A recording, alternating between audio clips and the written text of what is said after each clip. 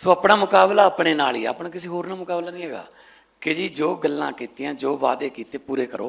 अरविंद केजरीवाल जी, भगवंत मान जी ने यह विजन रखा, व्यापारी या दुकानदार या ट्रेडर क्यों सरकार के पास जाए। एक ऐसा सिस्टम बना दो कि ट्रेडर खुद ही सरकार बन जाए। आप लोग वो लोग हो जो व्यापारी भी हो और चुनी हुई सरकार ने अपनी ताकत, अपने हाथ, अपनी कलम की ताकत अब आपके हाथ में दे दी है। अब मान साहब आपने उनको पावर दे दी है, तो अब आप देख सकते हैं कि इस पावर के ट्रांसफर से पंजाब के बाजार जगमगाने लगेंगे। व्यापारियों को लेके, बिजनेसमैन को लेके एक बड़ी गंदी धारणा है। जितनी सरकारें आई, जितनी पार्टियां आई, सब लोग व्यापारी को चोर समझते हैं। नोचने में लगी हुई है सरकार, नोचती है टैक्स के जरिए। जीएसटी के पूरा जो रिजीम है इसको तो हम बदल नहीं सकते। भगवान करे एक दिन हमारी केंद्र में सरकार बने और आप लोगों को जीएसटी से छुटकारा मिला है। हम लोग टैक्स टेररिज्म चल रहा है एक तरह से। एक तरफ सरकार नोचती है आप लोगों को टैक्स के जरिए और दूसरी तरफ पार्टियां नोचती हैं। उनको केवल आपकी याद आती है चुनाव के टाइम में पैसे नोचने के लिए, डोनेशन के लिए, और पूरा 5 साल आप लोगों से रिश्वत लेने के लिए। तो आपका दर्द समझता हूं और मैं ये भी समझता हूं कि कोई भी मुल्क, कोई भी देश तब तक तरक्की नहीं कर सकता जब तक अपने छोटे से छोटे दुकानदार की हिफाजत ना कर सके, उसको सहूलियत ना दे सके। छोटी मार्केट के अंदर जो दुकान चला रहे हैं उनकी तरफ किसी का, पहली बार एक सरकार आई है जिसका उस छोटे दुकानदार की तरफ ध्यान गया है। केजरीवाल साहब ने आइडिया दिता है कि आ यार ਜਿਹੜੇ ਖਾਲੀ ਜੇ ਪਏ ਨੇ ਹੁਣ ਟੋਲ ਪਲਾਜ਼ੇ ਬੰਦ ਕਰਤੇ, ਇੱਥੇ ਯਾਰ ਮਹੱਲਾ ਕਲੀਨਿਕ ਖੋਲ ਦੋ, ਕਿਸੇ ਨੂੰ ਦਵਾਈ ਕਈਆਂ ਨੂੰ ਆਪਣੇ ਜਿਵੇਂ ਬਜ਼ੁਰਗ ਜਾਂਦੇ ਨਾਲ ਵੀ ਭਾਈ ਤੇਲ ਚੜਦਾ ਹੈ ਹਨਾ, ਤੋ ਦਵਾਈ ਲੈ ਲਓ ਯਾਰ ਇੱਥੇ ਤਾਂ, ਜਿੱਥੇ ਪਹਿਲਾਂ ਪੈਸੇ ਦਿੰਦੇ ਹੁੰਦੇ ਸੀ ਉੱਥੋਂ ਮੁਫਤ ਦਵਾਈ ਮਿਲਦੀ ਆ। ਹੁਣ ਸੀਏ ਨੂੰ ਕਹਿੰਦਾ ਕੋਈ ਗੱਲ ਨਹੀਂ ਯਾਰ ਤੂੰ ਭਰ ਦੇ ਯਾਰ, ਕੋਈ ਗੱਲ ਨਹੀਂ ਯਾਰ, ਸਕੂਲ ਹੀ ਬਣਾਉਣਗੇ, ਸੜਕਾਂ ਹੀ ਬਣਾਉਣਗੇ, ਉਹ ਬਿਜਲੀ ਹੋਈ ਫ੍ਰੀ ਦੇ ਦੇਣਗੇ, ਉਹ ਪਾਣੀ ਦੀਆਂ ਕੱਸੀਆਂ ਦੇ ਖਾਲ ਹੀ ਬਣਾਉਣਗੇ, ਇਹਨਾਂ ਨੇ ਕਿਹੜਾ ਆਪ ਲੈ ਜਾਣੇ ਆ। ਜੇ ਅਸੀਂ ਕਹਿੰਦੇ ਹਾਂ ਲਾਸਾਨੀ ਕੁਰਬਾਨੀ ਹੈ ਗੁਰੂ ਤੇਗ ਬਹਾਦਰ ਸਾਹਿਬ ਦੀ, 350 ਸਾਲਾ ਮਨਾ ਰਹੇ ਹਾਂ, ਲਾਸਾਨੀ ਕੁਰਬਾਨੀ ਹੈ ਛੋਟੇ ਸਾਹਿਬਜ਼ਾਦਿਆਂ ਦੀ, ਤਾਂ ਫਿਰ ਲਾਸਾਨੀ ਸ਼ਹਾਦਤਾਂ ਦੀ ਜਿਹੜੀ ਪ੍ਰਕਾਸ਼ ਪੁਰਬ ਨੇ ਜਾਂ ਉਹਨਾਂ ਦੀਆਂ ਸ਼ਤਾਬਦੀਆਂ ਨੇ ਉਹ ਵੀ ਤਾਂ ਲਾਸਾਨੀ ਹੋਣੀਆਂ ਚਾਹੀਦੀਆਂ ਨਾ। ਫਿਰ ਉਹਦੇ ਚੋਂ ਘਟਾਲੇ ਕਰ ਲੈਂਦੇ ਆ, ਉਹਦੇ ਚੋਂ ਘਪਲੇ ਕਰ ਲੈਂਦੇ ਆ। ਤੁਸੀਂ ਯਾਰ ਕਿੱਥੇ ਜਾਓਗੇ ਰੱਬ ਦਾ ਪੈਸਾ ਖਾ ਕੇ। 7 ਘਰ ਤਾਂ ਕਹਿੰਦੇ ਡੈਣ ਵੀ ਛੱਡ ਦਿੰਦੀ ਆ, ਆਪਣੇ ਕਹਾਵਤ ਹੈ ਯਾਰ, ਕੋਈ ਤਾਂ ਛੱਡ ਦੋ ਯਾਰ, ਕਿਤੇ ਤਾਂ ਛੱਡ ਦੋ। ਪਤਾ ਨਹੀਂ ਤਾਂ ਧਰਮਰਾਜ ਨਾਲ ਗੱਲ ਹੋ ਗਈ ਇਹਨਾਂ ਦੀ ਵੀ ਤੁਹਾਡੇ ਪੈਸੇ ਨਾਲ ਆ ਸਕਦੇ ਨੇ। ਪਤਾ ਨਹੀਂ ਕਿਹੜੇ ਕਿਹੜੇ ਮੁਲਕਾਂ ਜਾਂਦੇ ਆ ਸਾਡੇ ਪ੍ਰਧਾਨ ਮੰਤਰੀ ਸਾਹਿਬ, ਪਪੂਆ ਗਿਨੂਆ, ਕਲਵੇਸ਼ੀਆ, ਨਗਲਵੇਸ਼ੀਆ, ਮੈਂ ਤਾਂ ਸੁਣਿਆ ਨਹੀਂ ਕਦੇ। ਕਹਿੰਦੇ ਜੀ ਉੱਥੋਂ ਦਾ ਸਭ ਤੋਂ ਵੱਡਾ ਅਵਾਰਡ ਮਿਲ ਗਿਆ ਜੀ ਪ੍ਰਧਾਨ ਮੰਤਰੀ ਸਾਹਿਬ ਨੂੰ। ਕਿੰਨੀ ਆਬਾਦੀ ਹੈ, ਕਹਿੰਦੇ 9500। ਮੈਂ ਕਿਹਾ ਇਹਨੇ ਤਾਂ ਸਾਡੇ JCB ਦੇਖਣ ਆ ਜਾਂਦੇ ਆ। 342 ਰੁਪਏ ਦਿਹਾੜੀ ਆ, ਉਹ ਤੇ ਆਰਾ ਲੈ ਕੇ ਬਹਿ ਗਿਆ ਮੋਦੀ। ਹੁਣ ਗਰੀਬਾਂ ਦੇ ਗਰਦਨ ਤੇ ਆਰਾ ਲੈ ਕੇ ਬਹਿ ਗਿਆ। ਕਹਿੰਦੇ ਜੀ ਪੰਜਾਬ ਸਰਕਾਰ ਦੇਊ ਪੈਸੇ। ਯਾਰ ਤੁਸੀਂ ਸਾਨੂੰ ਦੇ ਦਿਓ, ਅਸੀਂ ਤਾਂ ਦੇ ਦਾਂਗੇ। ਤੁਸੀਂ ਸਾਨੂੰ ਸਾਡਾ ਪੈਸਾ ਦੇ ਦਿਓ, ਅਸੀਂ ਦੇ ਦਾਂਗੇ ਅੱਗੇ।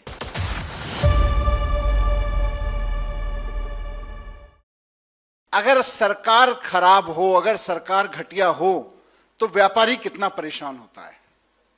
ये सारी पीड़ा की वन लाइनर ये है कि व्यापारी सरकार की नीयत से खुश भी हो सकता है और परेशान भी हो सकता है। एक व्यापारी, एक दुकानदार पूरे शहर की रीढ़ होता है।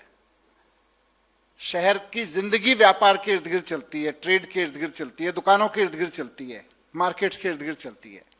उस मार्केट में लोकल समस्याएं होंगी। कहीं एक खंबा खड़ा है किसी दुकान के सामने, वो नहीं हट रहा है। किसी की बिजली की समस्या होगी, किसी की सड़क की समस्या होगी, किसी की पार्क की, किसी की पार्किंग की।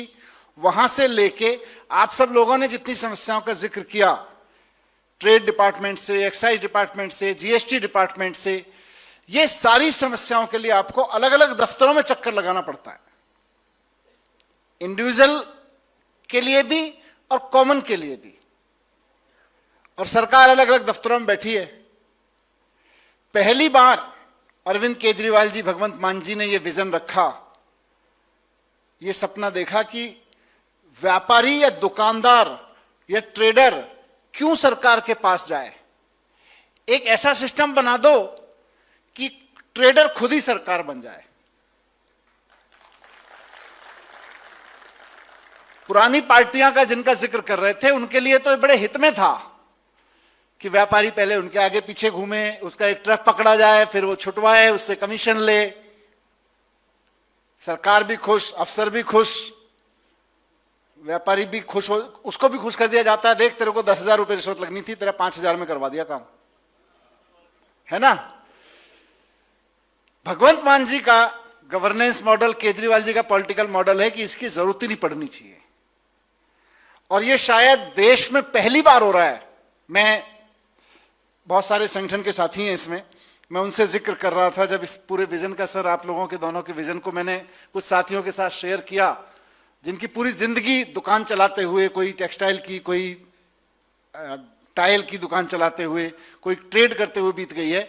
जब ये विजन इन साथियों के सामने मैंने भी रखा, कई लोगों के सामने, तो बोले जी ये तो हम ही सरकार बन जा रहे हैं फिर तो। मतलब ऐसा नहीं है कि आपकी कोई एसोसिएशन बनेगी, वो सरकार से रिप्रेजेंटेटिव देगी, फिर सरकार डिसीजन लेगी।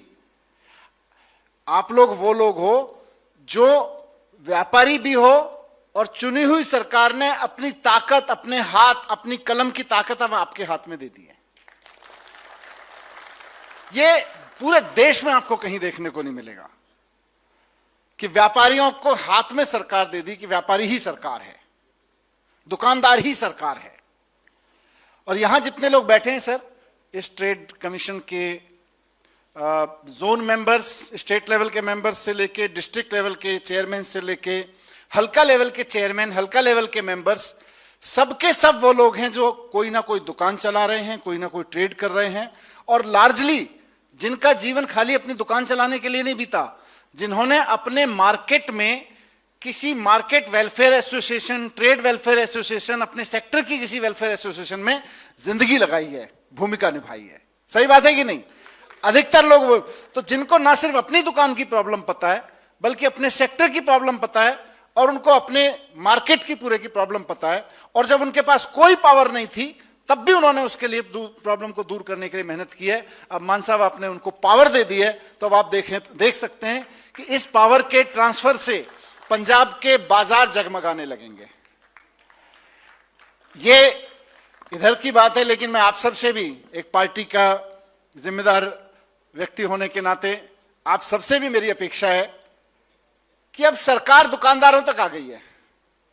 सरकार जो शब्द है वो केवल अफसरों, दफ्तरों में बैठे हुए अफसर या मंत्रियों तक नहीं है, बल्कि अब दुकानदार ट्रेडर कमीशन सरकार बन गया है, जिसमें खुद ट्रेडर बैठा है। तो अब आपकी भी जिम्मेदारी है कि आप जिस शहर में, जिस कस्बे में अपना कमीशन का मेंबर हैं या उसके चेयरमैन हैं, कोई कस्बा, कोई मार्केट एसोसिएशन, कोई मार्केट ऐसा नहीं बचना चाहिए जिसके दुकानदार को आप ये भरोसा ना दिला दें कि चिंता मत करो, मान साहब की सरकार आपकी सरकार है। आपके हलके के हर दुकानदार को, हर मार्केट में हर व्यक्ति को यह एहसास हो जाना चाहिए। अब उसको दफ्तरों में मत लेके जाना, अब दफ्तर में बैठे हुए एसडीएम, दफ्तर में बैठे हुए चीमा साहब के नीचे के अफसर, संजीव अरोड़ा जी के नीचे बैठे हुए अफसर, अमन जी के नीचे बैठे हुए अफसर, टैक्सेशन डिपार्टमेंट के, नगर निगम के अफसर, वो आपके मोहल्ले में, आपके बाजार में आपके चेयरमैन के साथ मीटिंग में शामिल होंगे जब आपका चेयरमैन मीटिंग बुलाएगा, और आप उसको बताओगे कि ये प्रॉब्लम है, ये प्रॉब्लम है, ये प्रॉब्लम है, ये प्रॉब्लम है। वो सारी चीजें जिस लेवल से ठीक होंगी, अब ये ऊपर से नीचे तक का एक सिस्टम बन गया है, बहुत बड़ा मॉडल है। मुझको पूरी उम्मीद है कि आप सब लोगों की ईमानदारी, आप सब लोगों की मेहनत और दूरदर्शिता और सेवा भाव, इस सब से ये मॉडल सफल होगा। और वो दिन दूर नहीं है, जैसे आज बात करते हैं कि दिल्ली के शिक्षा मॉडल की, पंजाब के शिक्षा मॉडल की, दिल्ली और पंजाब के हेल्थ मॉडल की बात करते हैं। दुकानदारों के वेलफेयर के लिए भगवंत मान केजरीवाल जी का ये मॉडल एक दिन पूरे देश में सबको लागू करना पड़ेगा, आप देखिएगा। सबसे पहले तो आज मैं बहुत खुश हूं कि एक ये नई शुरुआत हो रही है छोटे दुकानदारों के लिए, व्यापारियों के लिए, बाजारों के लिए, जिनकी तरफ आज तक कोई ध्यान नहीं गया। तो आज जिन जिन लोगों को इन कमीशन का अलग अलग लेवल पे मेंबर बनाया गया है और ये जिम्मेदारी दी गई है, और आज सब लोग जो आए हैं, आप सब लोगों को मैं इस जिम्मेदारी के लिए बहुत बहुत बधाई और बहुत बहुत शुभकामनाएं देता हूं। हमारी सरकार को 4 साल हो गए। एक बड़ा खूबसूरत दृश्य मैं अभी देख रहा था इस हॉल में अब जितने लोग आप लोग बैठे हैं ये कोई हमारी पार्टी के वर्कर नहीं है, ये आप सब लोग इंडिपेंडेंट लोग हैं। जैसे भी बताया गया, कोई किसी मार्केट एसोसिएशन का प्रेसिडेंट है, कोई किसी ट्रेड एसोसिएशन का sector wise textile tiles association, कोई कहीं से है कोई कहीं से, आप सब लोग इंडिपेंडेंट लोग हैं। 4 साल सरकार चलाने के बाद कहते हैं कि बड़ी एंटी इनकम्बेंसी आ जाती है, किसी ना किसी वजह से किसी ना किसी कारण से लोग नाराज हो जाते हैं।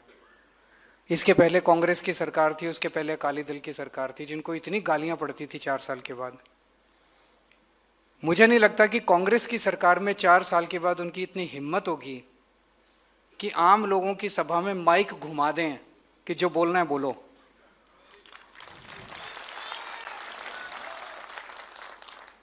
अगर ये कांग्रेस की सरकार में माइक घुमाया होता तो अभी तक कितनी गालियां पड़ती थी। अकाली दल की सरकार में माइक घुमाया होता तो माइक वापस नहीं आता, इतनी गालियां पड़ती। और मैं अभी सुन रहा था बड़े ध्यान से, कोई कह रहा था जी रजिस्ट्री बड़ी शानदार कर दी, कोई कह रहा था जी ये अच्छा कर दिया, ओटीएस अच्छा कर दिया, ये स्कीम अच्छी कर दी, वो सब लोग तारीफ कर रहे हैं। इसका मतलब सरकार अच्छी चल रही है, 4 साल में अच्छी चलाई है सरकार, बहुत अच्छी। बहुत बहुत शुक्रिया जी, बहुत बहुत शुक्रिया। आप सब लोगों के आशीर्वाद से चल रही है, आप सब लोगों के सहयोग से चल रही है। हम लोग बहुत छोटे लोग हैं।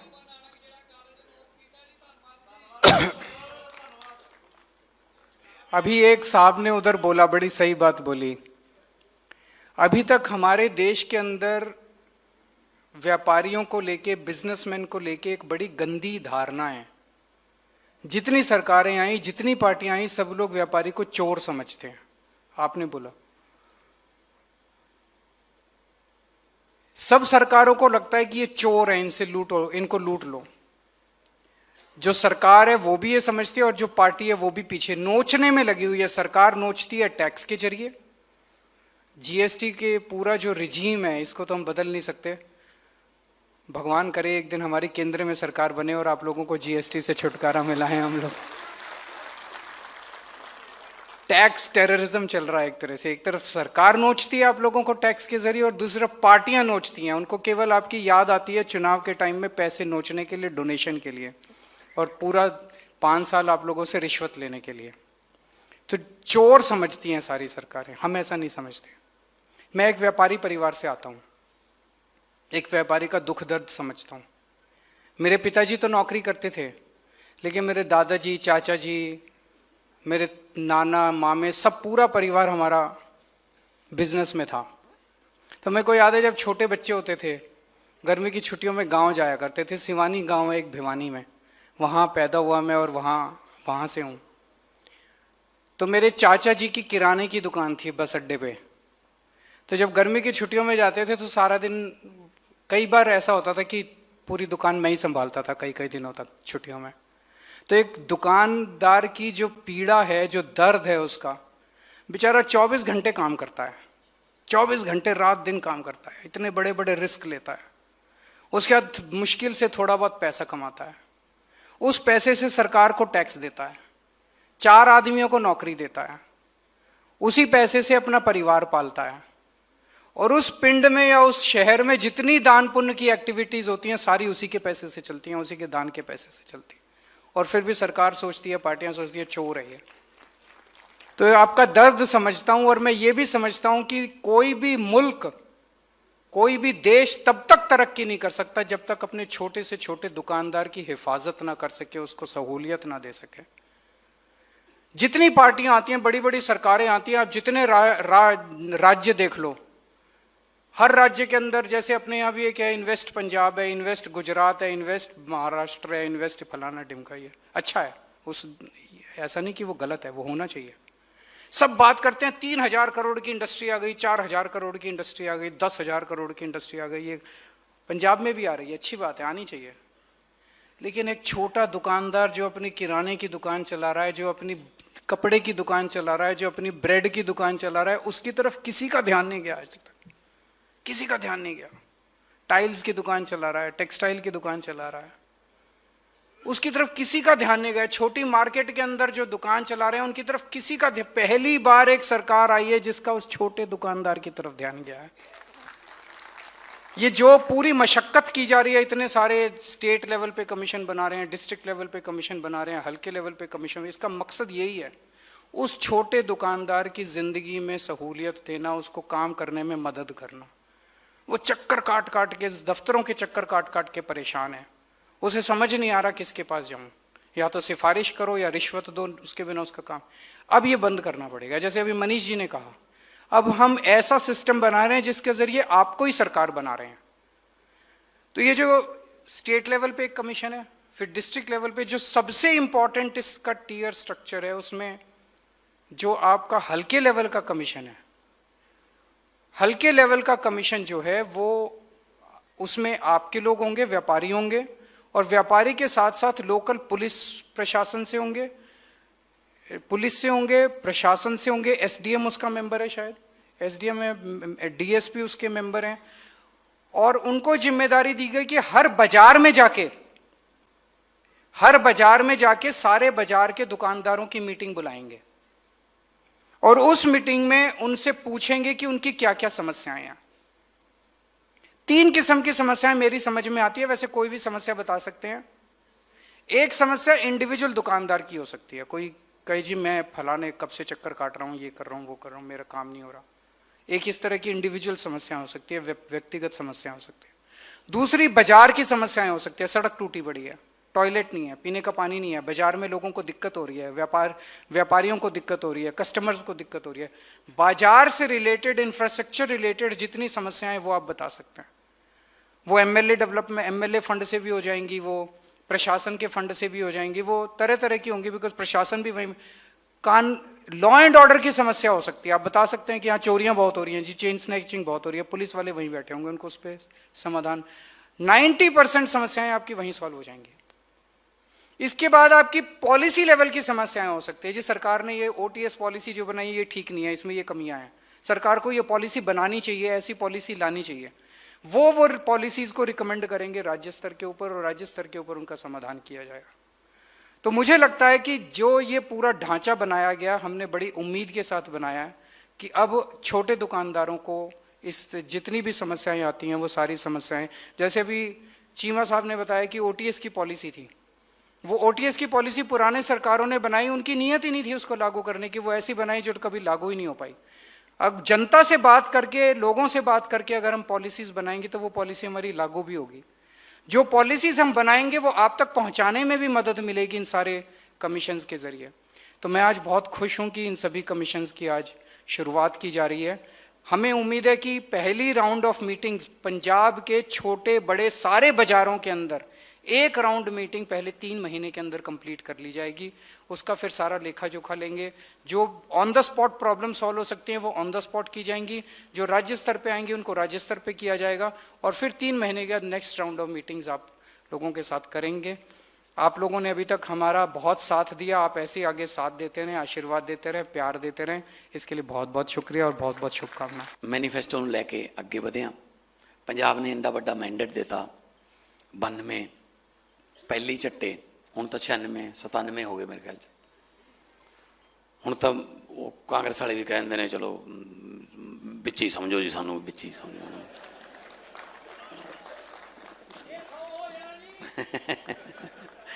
100 ਵੀ ਹੋ ਜਾਣਾ, ਕੋਈ ਗੱਲ ਨਹੀਂ। ਸੋ ਤੇ ਇਹ ਮੈਂਡੇਟ ਜਿਹੜਾ ਕਈ ਵਾਰੀ ਬਹੁਤ ਵੱਡਾ ਮੈਂਡੇਟ ਜਿਹੜਾ ਉਹ ਜ਼ਿੰਮੇਵਾਰੀਆਂ ਬਹੁਤ ਵਧਾ ਦਿੰਦਾ। ਸਚਿਨ ਤੰਦੂਲਕਰ ਦਾ ਮੁਕਾਬਲਾ ਤੰਦੂਲਕਰ ਨਾਲ ਹੀ ਹੁੰਦਾ ਸੀ ਕਿ ਜਿਹੜੀਆਂ ਪਹਿਲਾਂ ਸੈਂਚਰੀਆਂ ਲਾਈਆਂ ਹੁਣ ਲਾ ਕੇ ਦਿਖਾ, ਉਹਨੇ ਆਪ ਹੀ ਸਟੈਂਡਰਡ ਸੈੱਟ ਕੀਤੇ ਸੀ। ਬ੍ਰਾਇਨ ਲਾਰਾ ਦਾ ਮੁਕਾਬਲਾ ਬ੍ਰਾਇਨ ਲਾਰਾ ਨਾਲ ਹੀ ਸੀ। ਲਿਬਰੋਨ ਜੇਮਸ ਦਾ ਮੁਕਾਬਲਾ ਅੱਜ ਕੱਲ੍ਹ ਵੀ ਬਾਸਕਟਬਾਲ 'ਚ ਲਿਬਰੋਨ ਜੇਮਸ ਨਾਲ ਹੀ ਹੈ ਕਿ ਜਿਹੜੀਆਂ ਪਹਿਲਾਂ 3 ਪੁਆਇੰਟਰ ਪਾਉਂਦਾ ਹੁੰਦਾ ਸੀ ਉਹ ਪਾ ਕੇ ਦਿਖਾ।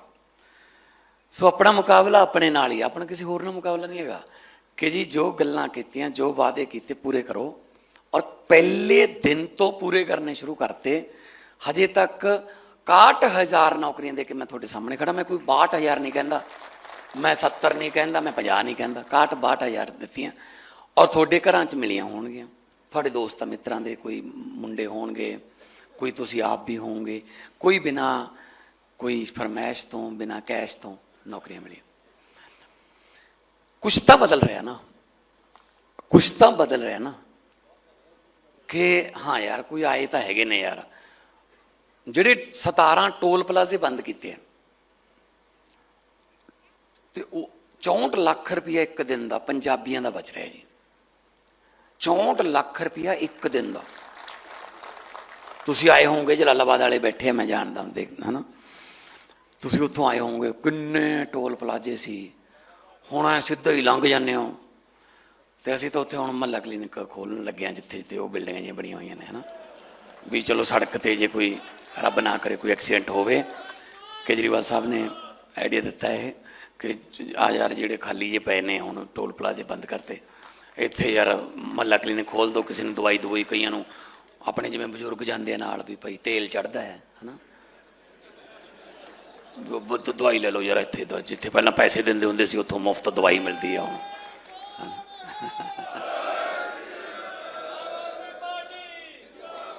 ਸੋ ਇਸ ਕਰਕੇ ਮਤਲਬ ਇਹ 'ਚ ਕਿਹੜੀ ਗੱਲ ਹੈ, ਬਿਲਡਿੰਗਾਂ ਬਣੀਆਂ ਹੋਈਆਂ ਨੇ, ਬਸ ਇਕੱਲੀ ਦਵਾਈਆਂ ਹੀ ਰੱਖਣੀਆਂ, ਦਵਾਈਆਂ ਫਰੀ ਨੇ, ਠੀਕ ਹੈ ਨਾ। ਕੁਛ ਨਵਾਂ ਤਾਂ ਹੋਵੇ ਨਾ।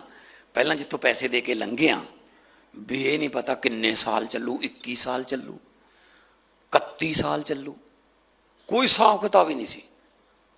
ਉਹ ਹੋ ਗਿਆ। ਹੁਣ ਛੋਟੇ ਦੁਕਾਨਦਾਰ ਦੀ ਗੱਲ ਕਰ, ਅਸੀਂ ਵੀ ਛੋਟੇ ਛੋਟੇ ਪਿੰਡਾਂ ਤੋਂ ਆਏ ਹਾਂ।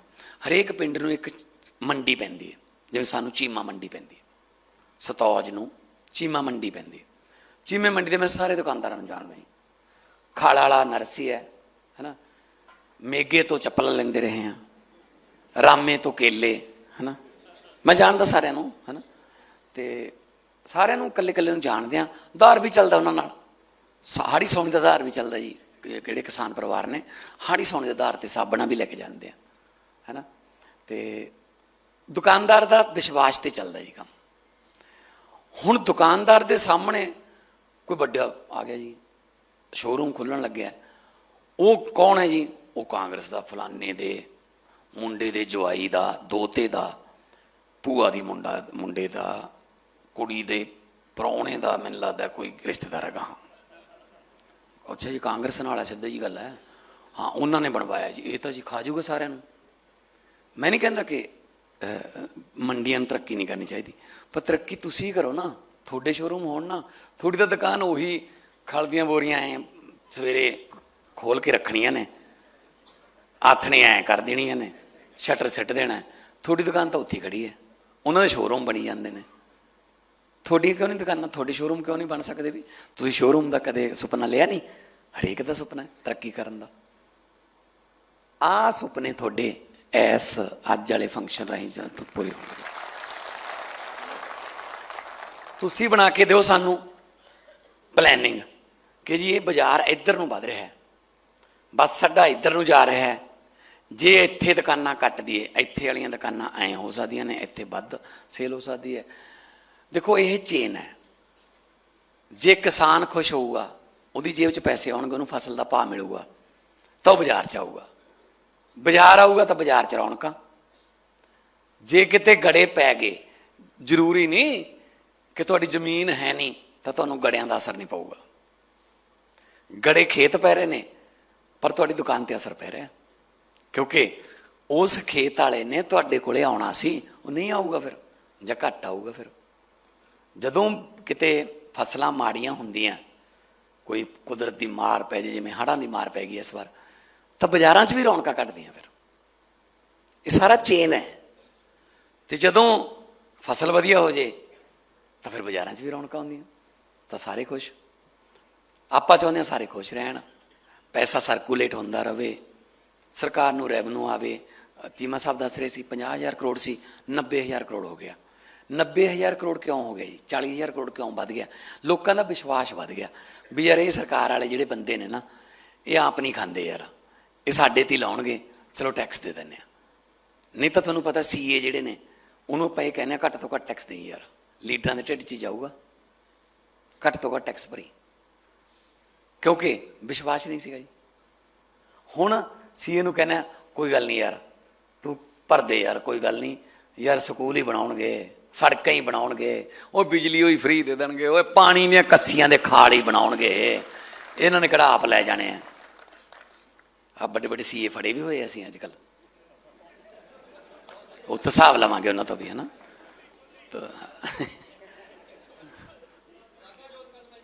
ਸ਼ਲਾਘਾਯੋਗ ਹੈ, ਪਰ ਉਹਦਾ ਕੰਮ ਸ਼ਲਾਘਾਯੋਗ ਨਹੀਂ ਹੈਗਾ।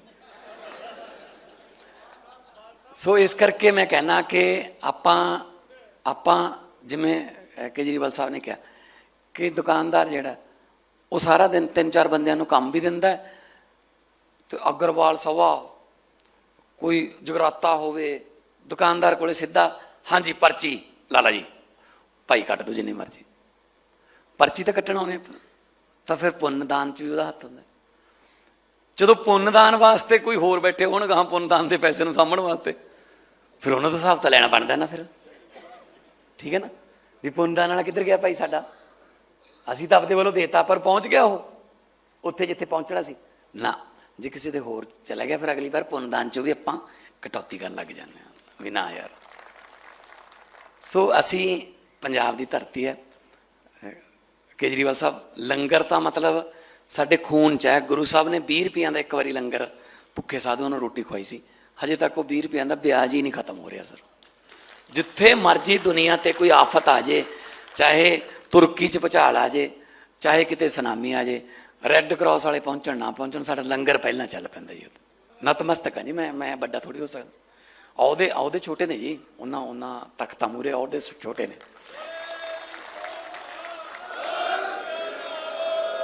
ਸੋ ਅਸੀਂ ਕੀ ਆ, ਅਸੀਂ ਹੀ ਇੱਜ਼ਤ ਨਹੀਂ ਕਰਾਂਗੇ ਆਪਦੇ ਤਖਤਾਂ ਦੀ, ਆਪਦੇ ਗੁਰੂਆਂ ਦੀਆਂ ਕੁਰਬਾਨੀਆਂ ਨੂੰ, ਆਪਦੇ ਗੁਰੂਆਂ ਦੀਆਂ ਸ਼ਤਾਬਦੀਆਂ ਨੂੰ ਅਸੀਂ ਨਹੀਂ ਮਨਾਵਾਂਗੇ, ਫਿਰ ਹੋਰ ਕੀ ਤੋਂ ਉਮੀਦ ਕਰਾਂਗੇ ਜੀ। ਜੇ ਅਸੀਂ ਕਹਿੰਦੇ ਹਾਂ ਲਾਸਾਨੀ ਕੁਰਬਾਨੀ ਹੈ ਗੁਰੂ ਤੇਗ ਬਹਾਦਰ ਸਾਹਿਬ ਦੀ, 350 ਸਾਲਾ ਮਨਾ ਰਹੇ ਹਾਂ, ਲਾਸਾਨੀ ਕੁਰਬਾਨੀ ਹੈ ਛੋਟੇ ਸਾਹਿਬਜ਼ਾਦਿਆਂ ਦੀ, ਤਾਂ ਫਿਰ ਲਾਸਾਨੀ ਸ਼ਹਾਦਤਾਂ ਦੀ ਜਿਹੜੀ ਪ੍ਰਕਾਸ਼ ਪੁਰਬ ਨੇ ਜਾਂ ਉਹਨਾਂ ਦੀਆਂ ਸ਼ਤਾਬਦੀਆਂ ਨੇ, ਉਹ ਵੀ ਤਾਂ ਲਾਸਾਨੀ ਹੋਣੀਆਂ ਚਾਹੀਦੀਆਂ ਨਾ। ਫਿਰ ਉਹਦੇ ਚੋਂ ਘੁਟਾਲੇ ਕਰ ਲੈਂਦੇ ਆ, ਉਹਦੇ ਚੋਂ ਘਪਲੇ ਕਰ ਲੈਂਦੇ ਆ। ਤੁਸੀਂ ਯਾਰ ਕਿੱਥੇ ਜਾਓਗੇ ਰੱਬ ਦਾ ਪੈਸਾ ਖਾ ਕੇ। ਸੱਤ ਘਰ ਤਾਂ ਕਹਿੰਦੇ ਡੈਣ ਵੀ ਛੱਡ ਦਿੰਦੀ ਹੈ, ਆਪਣੇ ਕਹਾਵਤ ਹੈ ਯਾਰ, ਕੋਈ ਤਾਂ ਛੱਡ ਦੋ ਯਾਰ, ਕਿਤੇ ਤਾਂ ਛੱਡ ਦੋ। ਪਤਾ ਨਹੀਂ ਤਾਂ ਧਰਮਰਾਜ ਨਾਲ ਗੱਲ ਹੋ ਗਈ ਇਹਨਾਂ ਦੀ ਵੀ ਤੁਹਾਡੇ ਪੈਸੇ ਨਾਲ ਆ ਸਕਦੇ ਨੇ, ਹੈ ਨਾ। ਪਤਾ ਨਹੀਂ ਤਾਂ ਕੋਈ ਪਰਚੀ ਮਿਲ ਗਈ ਹੋਣੀ ਭਾਈ, ਮੈਨੂੰ ਤਾਂ ਪਤਾ ਨਹੀਂ ਇਹ ਗੱਲ ਦਾ। ਪਰ ਸਾਨੂੰ ਤਾਂ ਇਹੀ ਸਿਖਾਇਆ ਗਿਆ ਸਾਡੇ ਪੁਰਖਿਆਂ ਵੱਲੋਂ, ਸਾਡੇ ਬਜ਼ੁਰਗਾਂ ਵੱਲੋਂ ਕਿ ਭਾਈ ਨਾਲ ਕੁਛ ਨਹੀਂ ਜਾਣਾ। ਸਿਕੰਦਰ ਦੁਨੀਆ ਜਿੱਤਣ ਲੱਗ ਗਿਆ ਸੀ 18 ਸਾਲ ਦੀ ਉਮਰ 'ਚ। ਜੋ ਜੀਤਾ ਵਹੀ ਸਿਕੰਦਰ, ਜਿੱਤ ਦਾ ਨਾਂ ਸਿਕੰਦਰ ਬਣ ਗਿਆ ਸੀਗਾ ਜੀ। ਸਿਕੰਦਰ ਨਹੀਂ ਹਾਰਿਆ, 33 ਸਾਲ ਦੀ ਉਮਰ 'ਚ ਮਲੇਰੀਆ ਨਾਲ ਮਰ ਗਿਆ ਸੀ, ਹਾਰਿਆ ਨਹੀਂ। ਪਰ ਸਿਕੰਦਰ ਇੱਕ ਵਸੀਅਤ ਲਿਖ ਕੇ ਗਿਆ ਸੀ, ਜਦੋਂ ਪਤਾ ਲੱਗ ਗਿਆ ਵੀ ਮੇਰਾ ਅੰਤ ਨੇੜੇ ਆ ਗਿਆ।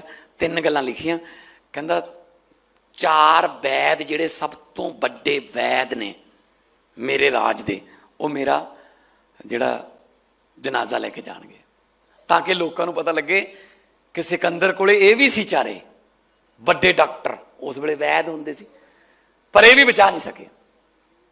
ਉਹਨੇ ਲਿਖਿਆ, ਕਹਿੰਦਾ ਸਾਰੀ ਜਿੰਨੀ ਮੇਰੀ ਦੌਲਤ ਹੈ ਨਾ, ਕਬਰਸਤਾਨ ਤੱਕ ਥੱਲੇ ਵਿਛਾ ਦਿਓ, ਸਿੱਕਿਆਂ ਦੇ ਉੱਤੋਂ ਦੀ ਜਾਇਓ, ਤਾਂ ਕਿ ਲੋਕਾਂ ਨੂੰ ਇਹ ਵੀ ਪਤਾ ਲੱਗੇ ਕਿ ਸਿਕੰਦਰ ਕੋਲੇ ਆ ਵੀ ਸੀ ਦੌਲਤ, ਇਹ ਵੀ ਉਹਨੂੰ ਬਚਾ ਨਹੀਂ ਸਕੀ ਮੌਤ ਤੋਂ। ਤੇ ਤੀਜਾ ਉਹਨੇ ਲਿਖਿਆ, ਮੇਰੇ ਦੋਨੇ ਹੱਥ ਜਨਾਜ਼ੇ ਤੋਂ ਬਾਹਰ ਕੱਢ ਦਿਓ, ਤਾਂ ਕਿ ਲੋਕਾਂ ਨੂੰ ਪਤਾ ਲੱਗੇ ਦੁਨੀਆ ਜਿੱਤਣ ਵਾਲਾ ਵੀ ਖਾਲੀ ਹੱਥ ਗਿਆ। ਇੱਜ਼ਤ ਮਾਣ ਹੀ ਹੁੰਦਾ ਜੀ, ਹੋਰ ਕੀ ਲੈ ਜਾਣਾ ਬੰਦੇ ਨੇ ਇੱਥੋਂ। ਮੈਂ ਇਹੀ ਤਾਂ ਕਹਿਣਾ, ਇੱਜ਼ਤ ਮਾਣ ਹੈ। ਕਹਿੰਦਾ ਪੈਰ ਪਸਾਰ ਪਿਆ ਵਿੱਚ ਵਿਹੜੇ, ਕਿੱਥੇ ਗਏ ਤੇਰੇ ਘਰ ਦੇ। ਪੈਰ ਪਸਾਰ ਪਿਆ ਵਿੱਚ ਵਿਹੜੇ, ਕਿੱਥੇ ਗਏ ਤੇਰੇ ਘਰ ਦੇ। ਉਹ ਜਿੰਨਾ ਪਿੱਛੇ ਪਾਪ ਕਮਾਏ ਉਹ ਚੱਕੋ ਕਰਦੇ। ਸੂਰਜ ਨਹੀਂ ਛਿਪਣ ਦਿੰਦੇ। ਕਹਿੰਦੇ ਜਲਾਲਾਬਾਦ ਵਾਲੀ ਪੂਆ ਪਰਸੋਂ ਨੂੰ ਫੁੱਲਾਂ ਤੇ ਆਜੂ, ਕਿਹੜਾ ਚੱਕੋ ਬਸ। ਜਿੰਨਾ ਪਿੱਛੇ ਪਾਪ ਕਮਾਉਂਦੇ ਫਿਰਦੇ ਆ, ਪਤਾ ਨਹੀਂ ਨਾਲ ਲੈ ਜਾਣੇ। ਮੈਂ ਤਾਂ ਇੱਥੋਂ ਗੱਲ ਸ਼ੁਰੂ ਕੀਤੀ ਸੀ। ਸੋ ਭਾਈ ਸਾਰੇ ਤਰੱਕੀ ਕਰੋ, ਸਾਰੇ ਤਰੱਕੀ ਕਰੋ। ਸਮਾਜ ਤਰੱਕੀ ਕਰੂਗਾ ਤਾਂ ਸਾਰਾ ਸਮਾਜ ਉੱਪਰ ਉੱਠੂਗਾ। ਕਿਸੇ ਦੀ ਲੀਹ ਛੋਟੀ ਕਰਕੇ ਆਪਦੀ ਲੀਹ ਵੱਡੀ ਨਹੀਂ ਹੁੰਦੀ, ਆਪਦੀ ਲੀਹ ਵੱਡੀ ਕਰਕੇ ਹੀ ਆਪਦੀ ਲੀਹ ਵੱਡੀ ਹੁੰਦੀ ਹੈ। ਆਪਦੀ ਲਾਈਨ ਵੱਡੀ ਕਰੋ। ਤੁਸੀਂ ਦੇਸ਼ ਭਗਤ ਲੋਕ ਹੋ, ਤੁਸੀਂ ਟੈਕਸ ਦੇਣ ਵਾਲੇ ਲੋਕ ਹੋ, ਚੰਗੇ ਲੋਕ ਹੋ। ਅਸੀਂ ਜਿਸ ਤਰ੍ਹਾਂ ਉੱਪਰੋਂ ਗੱਲ ਕੀਤੀ ਹੈ, ਮੈਂ ਵੀ ਨੈਟਫਲਿਕਸ ਤੋਂ, ਮੈਂ ਵੀ ਬੰਬੇ ਤੋਂ ਬਹੁਤ ਪੈਸੇ ਕਮਾ ਲੈਂਦਾ ਜੀ ਫਿਲਮਾਂ 'ਚੋਂ।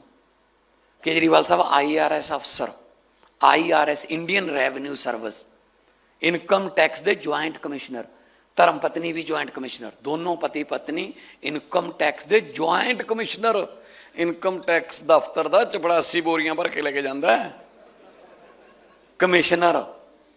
ਔਰ ਐਸਾ ਬੰਦਾ ਰੱਬ ਨੇ ਪਤਾ ਨਹੀਂ ਕਿਹੜੀ ਮਿੱਟੀ ਦਾ ਬਣਾਇਆ, ਉਸੇ ਦਾ ਅਸਤੀਫਾ ਦੇ ਕੇ ਉਸੇ ਦਫ਼ਤਰ ਮੂਹਰੇ ਕੁਰਸੀ ਪਲਾਸਟਿਕ ਦੀ ਢਾਹ ਕੇ ਬਹਿ ਗਿਆ, ਕਹਿੰਦਾ ਜੇ ਕੋਈ ਅੰਦਰ ਪੈਸੇ ਮੰਗੇ ਮੈਨੂੰ ਦੱਸ ਕੇ ਜਾਈ। ਨਾ ਹੁਣ ਕੁਰਸੀ ਠਾ ਸਕਦੇ ਨੇ ਉੱਥੋਂ, ਕਹਿੰਦਾ ਮੈਂ ਤਾਂ ਅਸਤੀਫਾ ਦੇਤਾ।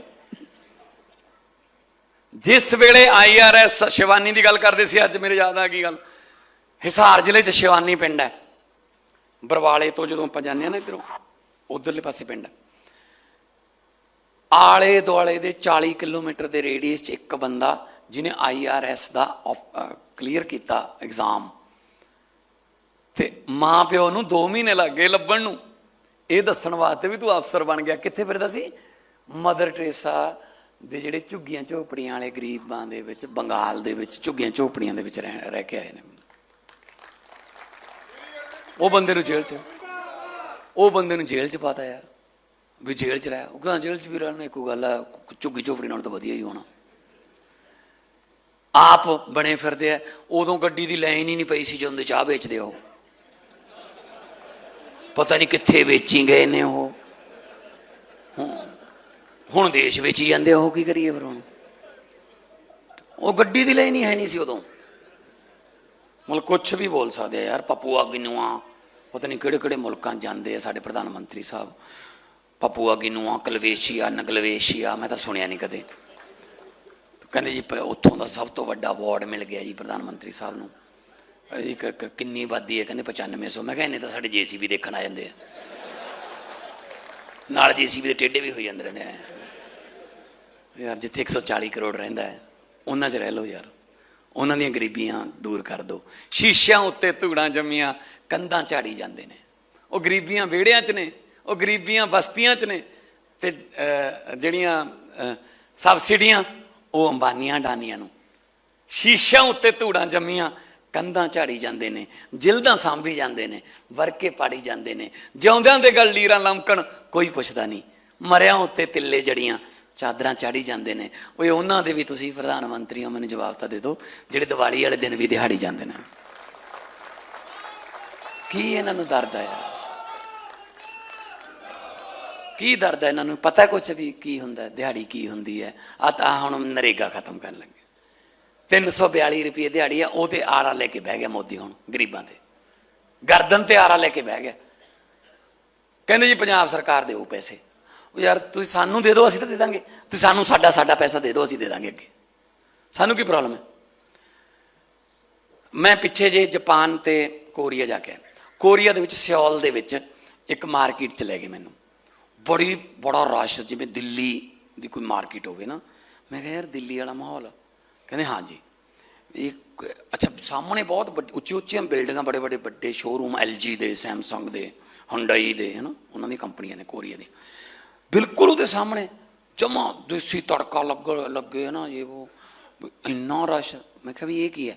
ਕਹਿੰਦੇ ਜੀ ਇੱਥੋਂ ਦੇ ਲੋਕਾਂ ਨੇ ਇੱਥੇ ਇਹ ਮੰਗ ਕਰਕੇ ਲੋਕਲ ਦੁਕਾਨਦਾਰੀ ਨੂੰ ਬਚਾਉਣ ਵਾਸਤੇ ਮਾਰਕੀਟ ਬਣਵਾਈ ਹੋਈ ਹੈ ਕਿ ਅਸੀਂ ਇੱਥੋਂ ਹੀ ਖਰੀਦਾਂਗੇ। ਅਸੀਂ ਵੱਡੇ ਬ੍ਰਾਂਡਾਂ ਦੀਆਂ ਜੇਬਾਂ ਨਹੀਂ ਭਰਨੀਆਂ, ਅਸੀਂ ਇੱਥੋਂ ਖਰੀਦਾਂਗੇ। ਤੁਹਾਡੇ ਦੁਕਾਨਦਾਰਾਂ ਦੇ ਤੁਹਾਡੇ ਨਾਲ ਨਾ ਮਤਲਬ ਮੈਨੂੰ ਤਾਂ ਪਤਾ ਹੈ, ਮੈਂ ਤਾਂ ਇਸ ਗੱਲ 'ਚ ਹੈਗਾ, ਪਿੰਡਾਂ 'ਚੋਂ ਤੁਹਾਡੇ ਨਾਲ ਰਿਸ਼ਤੇ ਬਣ ਜਾਂਦੇ ਆ ਜੀ। ਤੁਹਾਡੇ ਮਤਲਬ ਦੁਕਾਨਦਾਰ ਦਾ ਜਾਂ ਆੜਤੀ ਦਾ ਕਰਾਇਆ ਹੋਇਆ ਰਿਸ਼ਤਾ ਕਦੇ ਨਹੀਂ ਟੁੱਟਦਾ ਜੀ, ਕਿਉਂਕਿ ਉਹਨੂੰ ਸਾਰਾ ਪਤਾ ਹੁੰਦਾ ਜੀ ਵੀ ਉਹਨਾਂ ਦਾ ਮੁੰਡਾ ਹੈ, ਇੰਨਾ ਪੜ੍ਹਿਆ ਹੋਇਆ, ਇੰਨੀ ਜ਼ਮੀਨ ਹੈ, ਇੰਨੀ ਠੇਕੇ 'ਤੇ ਲੈਂਦਾ, ਤੇ ਇਹਨਾਂ ਦੀ ਕੁੜੀ ਹੈ, ਉਹ ਵੀ ਇੰਨਾ ਪੜ੍ਹੀ ਹੋਈ ਹੈ, ਇੰਨੀ ਜ਼ਮੀਨ ਹੈ, ਇੰਨੀ ਠੇਕੇ 'ਤੇ ਲੈਂਦਾ। ਉਹਨੇ ਆਪਦੀ ਆੜਤ ਵਧਾਉਣੀ ਹੁੰਦੀ ਹੈ ਨਾ। ਉਹ ਦੋਨਾਂ ਦਾ ਰਿਸ਼ਤਾ ਕਰਾਉਂਦਾ। ਜਿੱਦਾਂ ਆੜਤੀਆ ਜਿਹੜਾ ਵਿਚੋਲਾ ਹੁੰਦਾ, ਜਿੱਦਾਂ ਆੜਤੀਆ ਵਿਆਹ 'ਚ ਆਉਂਦਾ ਨਾ, ਆਪਾਂ ਘਰ ਦੀ ਸਭ ਤੋਂ ਵਧੀਆ ਦਰੀ ਤੇ ਸਭ ਤੋਂ ਵਧੀਆ ਚਾਦਰ ਉਹਦੇ ਵਾਸਤੇ ਵਿਛਾਉਂਦੇ। ਲਾਲਾ ਜੀ ਆਏ ਨੇ, ਬਰਫੀ ਲੈ ਕੇ ਆਓ ਵੀ, ਜਿਹੜੀ ਸਾਨੂੰ ਜਵਾਕਾਂ ਨੂੰ ਨਹੀਂ ਦਿਖਾਉਂਦੇ ਹੁੰਦੇ, ਉਹ ਬਰਫੀ ਲਾਲਾ ਜੀ ਵੇਲੇ ਕੱਢਦੇ ਆ। ਅਸੀਂ ਫਿਰ ਵਿੱਚ ਦੀ ਇੱਕ ਤੁੱਕਾ ਲਾ ਦਿੰਦੇ ਹੁੰਦੇ, ਆਪਾਂ ਵੀ ਚੱਕ ਲੈਂਦੇ ਹੁੰਦੇ ਹਾਂ। ਪਰ ਉਹ ਇੱਕ ਬੌਂਡਿੰਗ ਹੈ, ਸੋਸ਼ਲ ਬੌਂਡਿੰਗ ਹੈ ਸਾਡੀ ਆੜਤੀਏ ਨਾਲ, ਦੁਕਾਨਦਾਰ ਨਾਲ। ਅੱਜ ਵੀ ਮੇਰੀ ਮਾਂ ਉਹਨਾਂ ਤੋਂ ਹੀ ਮਤਲਬ ਸੌਦਾ ਪੱਤਾ ਪੰਸਾਰੀ ਦਾ, ਹਲਦੀ ਦਾ, ਖਲ ਦਾ, ਸਾਰਾ ਉਹਨਾਂ ਤੋਂ ਹੀ ਲੈਂਦੀ ਅੱਜ ਵੀ। ਮਤਲਬ ਪੂਰੀ ਜ਼ਿੰਦਗੀ ਦੇ ਇੱਕ ਰਿਸ਼ਤੇ ਬਣੇ ਹੋਏ ਨੇ ਯਾਰ। ਤੇ ਉਹ ਆਪਾਂ ਸਰਕਾਰਾਂ ਨੂੰ ਕੀ ਪਤਾ, ਇਹਨਾਂ ਨੂੰ ਕੀ ਪਤਾ ਹੈ। ਇਹ ਕਦੇ ਦੁਕਾਨਦਾਰ ਕਦੇ ਖੜੇ ਹੋਣ ਪਤਾ ਲੱਗੇ, ਇਹ ਤਾਂ ਦੱਬਣ ਜਾਣਦੇ ਵੀ ਦੁਕਾਨ ਦੱਬ ਲਓ, ਆਹ ਦੁਕਾਨ ਚੱਲਦੀ ਹੈ ਦੱਬ ਲਓ, ਆਹ ਰੇਹੜੀ ਚੱਲਦੀ ਹੈ ਦੱਬ ਲਓ। ਉਹਨੂੰ ਕੀ ਪਤਾ, ਕਦੇ ਖੜੇ ਹੋਣ ਕਿਸੇ ਪੱਪੂੜ ਸਮੋਸੇ ਵਾਲੇ ਦੇ, ਹੈ ਨਾ, ਪਤਾ ਲੱਗੇ ਮਹਿਤੇ ਦੀ ਬਰਫੀ ਕੀ ਹੁੰਦੀ ਹੈ। ਪੰਜਾਬੀ ਯੂਨੀਵਰਸਿਟੀ ਮੂਹਰੇ 2 ਘੰਟੇ ਖੁੱਲ੍ਹਦਾ ਬਸ ਉਹ ਮਹਿਤੇ ਦੀ ਬਰਫੀ, ਕੋਟਕਪੂਰੇ ਦਾ ਢੋਡਾ, ਤੋਸ਼ਾ ਫਾਜ਼ਿਲਕਾ ਦਾ। ਕਿਤੇ ਇਹ ਕਿਤੇ ਪਤਾ ਹੋਊ ਇਹਨਾਂ ਨੂੰ। ਉਹਨਾਂ ਨੂੰ ਆਰਡਰ ਦੇਣਾ, ਲਿਆਓ ਤੋਸ਼ਾ ਓਏ, ਚਲੋ ਜੀ। ਐਂ ਥੋੜ੍ਹੀ ਆਉਂਦਾ ਜਿਹੜਾ ਆਪ ਖਰੀਦੇ ਤੇ ਨਜ਼ਾਰਾ ਆਉਂਦਾ, ਹੈ ਨਾ। ਸੋ ਬਹੁਤ ਬਹੁਤ ਤੁਹਾਨੂੰ ਵਧਾਈਆਂ ਹੋ ਗਈਆਂ, ਤੁਸੀਂ ਸਰਕਾਰ ਬਣ ਗਏ। ਮੈਂ ਕਿਹਾ ਸੀਗਾ ਪਿੰਡਾਂ 'ਚੋਂ, ਸ਼ਹਿਰਾਂ 'ਚੋਂ, ਕਸਬਿਆਂ 'ਚੋਂ ਸਰਕਾਰਾਂ ਚੱਲਣਗੀਆਂ, ਅਤੇ ਅਸੀਂ ਆਪਦੇ ਵਾਅਦਿਆਂ 'ਤੇ ਪੂਰੇ ਉਤਰੇ।